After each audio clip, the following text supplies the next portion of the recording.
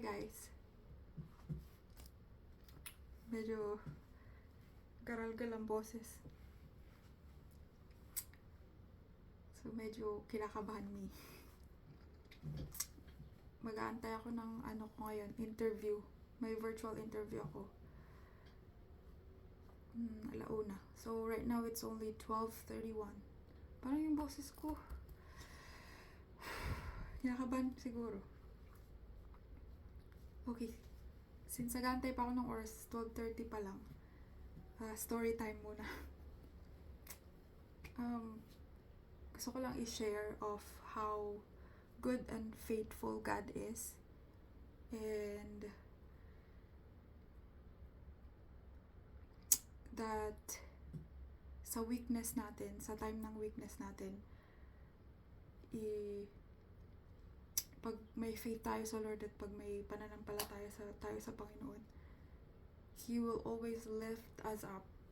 At yung plano niya sa atin na hindi naman talaga natin alam kung ano yung mangyayari in the future, but if we commit ourselves, if we pray, and if we trust Him, siya talaga mismo yung gagawa ng way para sa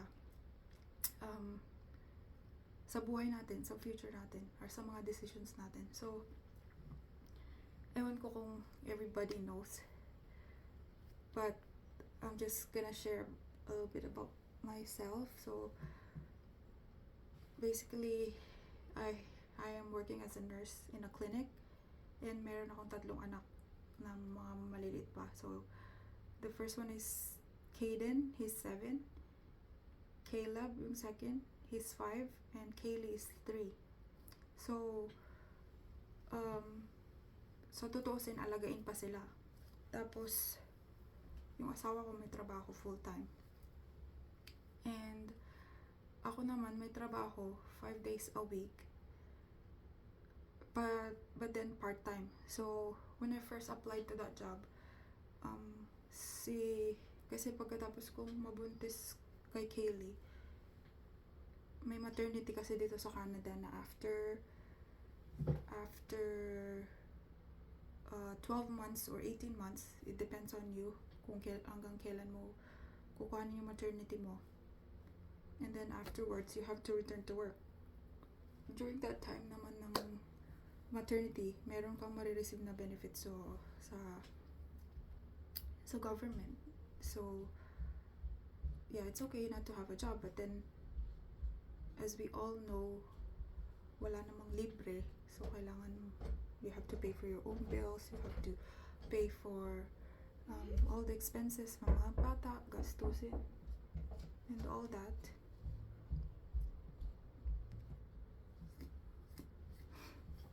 So, when I first returned to work, I was praying to God na bigyan ako ng trabaho ng Panginoon. That was 2021, because Kaylee was born 2021 January. So, by end of 2021, naghanap na ako ng trabaho para naman sa mga bata. I mean, like, para sa mga bills and all that. So, that's what happened. Naghanap ako ng work kasi lumipat na rin kami ng place. And malayo na ako dun sa dati kong trabaho. I used to work in a retirement home where like elderlies live. So malayo na yung place ng dating work ko sa nilipatan namin bahay. So I had to find another job before my maternity leave finishes. So that's what happened. I was praying to God and I was telling God, Lord, my heart's desire, ganito yung gusto kong maging sitwasyon. Gusto ko pa rin mag-alaga sa mga anak ko habang nagtatrabaho. At first, kasi si mama ko supposed to stay with us here at home. So nakitira siya nun dati dito. So she was helping with taking care of the kids. So I had to apply full time. And then there was still COVID at that time. So, long story short, yeah, nag-work na nga ako doon. Natanggap ako as full-time nurse sa clinic. And I used to work 9 to 5 kasi meron naman mag-aalaga sa mga bata. Nandun nga si mama. And then, COVID happened. Yung mga bata is nag-require, kasi si Kaden pumapasok sa school. Kaylee and Caleb nasa bahay pa. Di pa sila eligible to go to school. And then, COVID hits. And kailangan na namin na kailangan ng mga bata mag-virtual. Yung asawa ko naman nagtrabaho ng overnight also. So, since si mama hindi na nakatira dito, so wala na kaming tulong from her. So, talagang nagja-juggle na lang kami mag-asawa on how to take care of the kids while I have to work. Kasi may mga bills na kailangan bayaran. And thankfully, sabi ko kay Lord, ayoko pong magtrabaho ng Sundays pag nakahanap po ako ng trabaho. As a nurse, you're required to work like every other weekends. But then, ayoko talagang magtrabaho ng Sundays. And then, what happened was, yun nga, yung mga bata, Kaden used to go to in-person class, and then there was a time during 2021, 2022, na dumataas na naman yung COVID na cases, and then sinarado na naman yung school, so we're gonna do virtual daw. So that's what we did. So I had to, nagpaalam ako sa trabaho ko. Sabi ko, I can no longer work. I think after Christmas that time. So 2022, early 2020. Nagpaalam ako sa kanila. Sabi ko, hindi ako makapasok kasi kailangan kong samahan yung anak ko, which si Kaden is only in kinder, for his online classes. So, yeah, pinayagan naman nila ako. I mean, wala naman sila magagawa kasi syempre mga bata yun. Kasi yung priority nga, diba? But then, like, maybe after a month or two, tinawagan ako ng may-ari ulit nung clinic. At sinabi, how are you doing? Are you still maybe available to work? Sabi ko, yeah, but I can't commit for a full-time position anymore. Sabi ko ganun. Kasi syempre, yung anak ko papapasok, kailangan niya ng taga-hatid at taga-sundo. So, kung gusto nyo, you can take me as a part-time, and kung okay lang sa inyo, then I'll work this time. Mag-usap kami ng asawa ko. And then, tinawagan ko yung may-ari, sinabi ko yung availability ko, binigyan ako ng short hours. So, sa isip-isip ko, pag talagang sumagot si God sa prayer mo, bibigay niya yung pangangailangan mo. Usually, yung minsan natatrabaho tayo para lang sa pera, right? Para lang kumita ng pera. But then, as a parent, you also think about the situation sa pamilya, lalo kapag may anak ka. So, itatry mong i-balance yan. And for me, kasi syempre nurse, kailangan ko rin i-maintain yung license ko. So, I will have to work. I can't just stop it. Otherwise, I'm gonna lose my license. So, I'm gonna go back to school na naman. So, yeah, that's what happened. And, itong recently, so, yeah, it was fine. Like, I agree. I was only working short hours, 4 days a week. And since at that time nga, nung I was trying to quit on that clinic, sabi ko sa sarili ko, I can't afford not to have a job kasi nga may license to protect. So, nag-apply lang ako one time sa another clinic. It's a walk-in clinic, and they're only offering Saturdays, which it's not gonna affect me with like my schedule with my kids pag hatid sundo sa mga bata. And then, yun nga yung nangyari, like nakapasok din ako doon. So, during that time, parang nagsabay silang nag-offer sa akin. In-offeran ako yung dating clinic ko na mag-short hours, and then natanggap ko rin yung Sabado. So, at yung Sabado ko na yun, nakaka-work ako ng like full hours, 8 hours a day. at mas mataas yung sahod. Tapos yung weekdays ko, which is Monday to Thursday nga. So parang Fridays off ko para sa mga appointments sa mga bata and all that. Kung may mga PA day like today. Yeah, so that's basically it. And recently, like last year, so nagpunta dito sila yung mga grandparents ko. And since parang lumaki yung gastos, kinailangan kong gusto ko sana humanap ng ibang trabaho. Nakahanap naman ako. So, alis na dapat ako dun sa work ko na yun, sa yung clinic ko nga ngayon na pinagtatrabaho. Alis na sana ako. Nagpaalam na ako, nagbigay na ako ng resignation. So, that's the first pangalawang resignation na yun. Tapos, kasi nag-usap-usap tayo yung mga doktor ko. Sabi nila, ayaw na lang umalis ako. Sigurado ka ba na gusto mo lang umalis? Sabi ko, oo, kailangan ko umalis kasi medyo mababa talaga yung sahod doon. Kailangan ko umalis kasi lumalaki na yung gastos ng pamilya ko. Lalo nandito yung mga grandparents ko. Kailangan nila ng support financially. So, lilipat na dapat ako doon sa work na yun. And then, nag-discuss sila at sinabi nila, we'd like to keep her and we'd like to like increase yung salary ko nga. Pero tumaas naman, pero hindi naman kataasan. Like walang-wala talaga dun sa mga regular na sahod talaga ng mga nurse. So, sa isip-isip ko naman, since mababait naman yung mga doktor ko, tsaka syempre, like mga doktor mo na yung nagpumilit sa'yo na magstay. So, mag-inarte ka ba?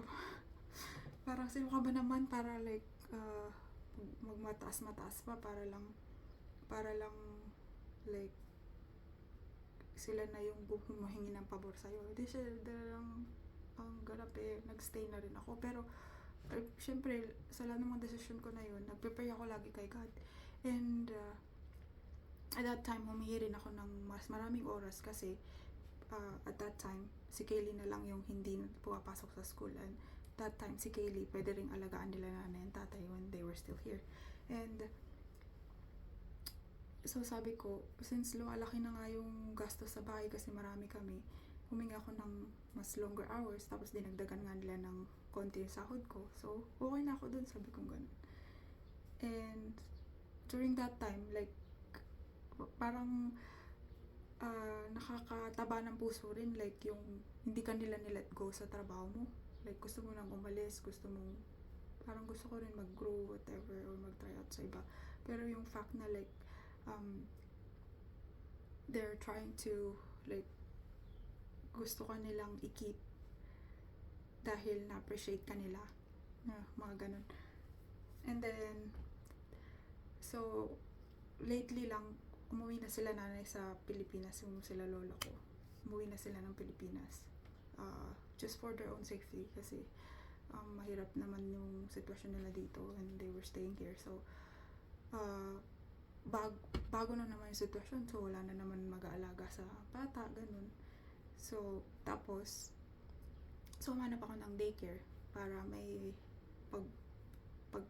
habang nagtatrabaho ko, may mag-aalaga kay Kaylee, may pag-iwanan ako. Kasi medyo mahaba na nga yung oras ko. So, at saka yung asawa ko, panggabi. So, parang covered pa naman sana kung nasa daycare si Kaylee, tapos ako mag-work ng morning, asawa ko panggabi. God's favor, nag-take kasi ng nursing din yung asawa ko. He used to be a nurse back home. And nakapasa na siya ng NCLEX and all that, and all his paperworks. He got his license. And nung naghanap siya ng trabaho, nagpapa-interview and all that, natanggap naman siya sa trabaho. And that's another challenge for us. Nagkaroon na naman ng like, maapektuhan na naman yung trabaho ko kasi siya, mahaba na yung oras, hindi na siya pwedeng mag-pick up ng bata, hindi na siya pwedeng maghatid. So, it's all on me na naman. So, affected na naman yung oras ko. Hindi na naman ako makaka-work ng ganitong oras sa job ko. So, parang sa part ko naman, like, binigyan ako ng favor, dinagdagan sahod ko, binigyan ako ng oras, magano. Parang nakakahiya, diba? Like, parang, ang dami ko ng pabor na hinihingi dyan sa clinic na yan. So, lagi na lang pabago-bago yung sitwasyon ng buhay ko. So, syempre, nahihiya rin naman ako bilang tao, di ba? Nakakahiya din na parang hingi ka ng hingi ng favor sa kanila. So, ang ginawa ko, recently na naman, kasi syempre, pag may sakit yung mga bata, ako lagi yung absent. Pag walang pasok yung mga bata, ako lagi yung kailangan mag-off sa work, ganun. Tapos, ako lagi yung expected na mag-sacrifice ng work kasi ako yung mas mababa yung sahod. Tsaka, syempre, nanay, ganun. Parang, ang gusto ko naman, available pa rin ako sa kanila kahit nagtatrabaho ko.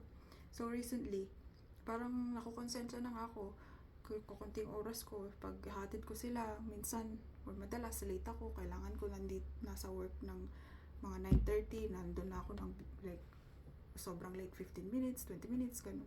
Kasi, syempre, yung hirap na i-prepare mo yung mga bata in the morning, tapos, pupunta ka sa work, syempre, mga bata pa yun, parang, hindi mo masasabi kung ano yung mood nila when they wake up, and minsan, mahirap gisingin, minsan, mahirap i-prepare, so, like, kailangan palutuan ng baon, kailangan mong asikasuhin, palitan, bihisan, toilet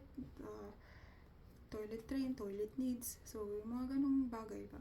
So, sa part ko naman, like, nakakapagod, like, parang gusto ko naman sometimes, bago ko pumasok, like, relax ako, ganun. Usually parang sobrang busy. Di mo naman maiwasan nga yun, like, tapos pagkatapos ng trabaho mo at that time, magkukumahog ka na naman kasi pipick upin mo ulit sila sa school. So, pero kakapagod din. Parang mentality ko, kung pwede lang, wag na akong pumasok. Kung pwede lang, magkaroon naman ako ng break. Tapos, nisip ko pa, magkapit-bahay kami. Nurse din siya. May 3 din anak. Ang trabaho niya lang is, she's only required, kasi part-time siya, she's only required 2 days a week. So, parang yung mentality ko, gusto ko rin mag-apply ng ganun. Kaya nga pala ako nagpapa-interview ngayon kasi baka may mahanap akong work na ganun. So, yeah. Anyhow, yeah. Long story short. Nagbigay na naman ako ng resignation ko this time. Kasi nga, like, parang too much pressure on my end. Tsaka nahihiya nga rin ako kasi I'm supposed to work like longer hours. I'm supposed to like assist with the doctors kasi nga ako lang yung nurse doon sa clinic.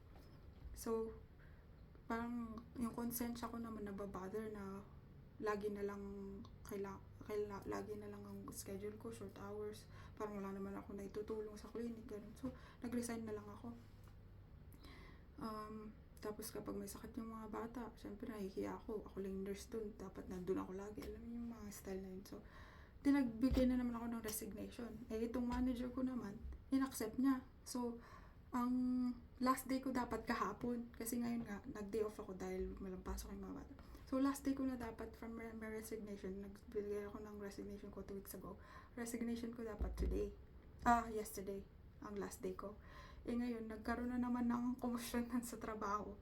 Kasi, nabalitaan ng mga doktor na aalis ako. Paano yan? Wala nang nurse, wala nang ganito, ganon. So, hindi po pwedeng umalis ka. Sabi ko, kasi may date sa August na walang mag-aalaga sa mga bata. Hindi ako pinayagan sa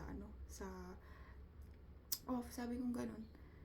Nahirapan na akong mag-juggle ng trabaho tsaka yung mag-alaga ng mga bata. Gusto ko na lang mag-stay at home, sabi ko. Gusto ko na lang like, enjoyin muna yung summer, tapos medyo, para wala akong naisip. Kasi pag summer, walang masyadong activities yung mga bata, walang pasok. So, kapag wala silang pasok, expected na hindi rin ako makakapasok kasi nga ako yung laging inasahan na mag-aalaga sa kanila kasi iba naman yung work ng asawa ko, parang mas importante kaysa sa work ko, kaya laging ako yung expected na mag-off, mga ganun. So, syempre, sa hiya ko naman, sabi ko, mag-off na naman ako. So, mag-quit na lang ako. Yun na yung naging solusyon ko. Kasi nagbigay ako ng resignation. Tapos, manager ko naman pumayag. Kala ko naman, yung mga doktor o yung may-ari ng clinic, okay din na umalis ako. That time, nag-off yung manager ko. Tapos, so umalis, wala siya. Tapos, yung mga doktor, nung nalaman nga nila aalis ako, nag-usap-usap sila. Sabi nilang ganun, we'd rather have you as part-time, kung ano lang yung oras or yung schedule na pwede mong i-offer, kesa naman mag-quit ka, ganun. Sabi nila, kasi kailangan namin yung tulong mo dito, ganun, at that certain time, kesa naman yung mag-quit ka at all, sabi nila ganun. Syempre, parang nag-iisip din ako kasi gusto ko nga like parang 2 days out na lang ako magtrabaho. Pero syempre, at the back of my head, like, oo nga naman, kailangan pa rin naman nila ng nurse dito sa clinic, ganun. So, nakipag-usap ako dun sa kinausap ako ng may-ari ulit na sabi nila hindi nga daw nila ina-accept yung resignation ko. So sabi ko, ganito lang yung oras na may offer ko, kung pwedeng mas shorter, kasi na-stress talaga ako pag umaga. Lagi kong inisip na nalilate ako, so nakukonsensya ako, sabi ko ganun. Tapos kung pwedeng mag-day off ako ng certain days pag hindi busy, mga ganun. Kasi sabi ko, tsaka kung pwedeng ibigay nyo yung date na wala talagang mag-aalaga sa mga bata, sabi ko ganun.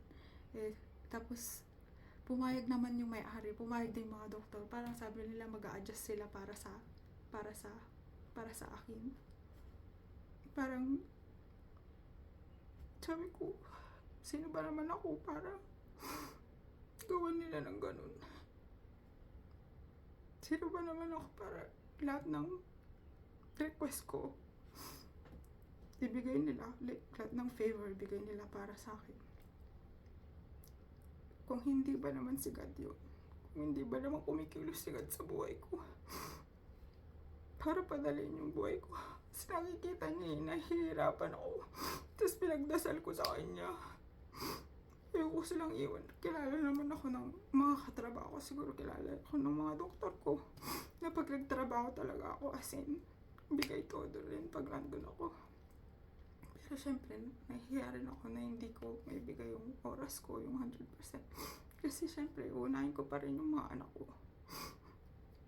Pero yung bigyan ka ng schedule na sok na sok sa pangangailangan mo, like, sinong gumagawa nun? Sino ba naman ako? Mga doktor yung mga yun. Sila yung, kumbaga, sila yung pinakamataas doon sa clinic na yun. Sila yung masusunod. Pero kung ano yung ni-request ko, kung ano yung available lang ako, tinanggap nila ako at gusto nila akong i-keep. Pero bago naman ako mag-resign, ganun, kinonsult ako sa asawa ko, kinonsult ako sa like, pinag-pray ko talaga. Sinulat ko yung mga pros and cons. Kasi talagang mahirap na decision din kasi napamahal na rin ako sa kanila. Pero yung parang nakakahambal lang talaga na ibigay ni Lord yung mga pangailangan mo. Lalo na kapag nahihirapan ka talaga. So yeah. So, ang ending, mag-stay ako sa work. So, babalik ulit ako sa Monday. Nabanggit ko to sa mga friends ko na alis na nga ako kasi nahihirapan ako. But then, God is faithful. God is great. And all glory to God sa kabutihan niya sa buhay ko, sa pamilya ko, at sa mga anak ko. So, don't lose hope. Stay faithful with God. And obey God sa lahat ng pangangailangan mo. He will provide it. Hindi man material, hindi man all pera, pero yung support, yung availability para sa'yo sa pangangailangan mo, He will give it to you. He will do it faithfully. And God has plans for you. Jeremiah 29:11. For God has plans for you to prosper you and not to harm you. Plans to give you hope and a future. So hold on to God, believe in Jesus, and always pray, always ask for His guidance. He will guide your path. So that's all. Thank you so much, guys, for watching. Hopefully you'll learn from it, and you stay blessed. Thank you so much. I'll start with my interview in 3 minutes. Thank you guys. Bye bye.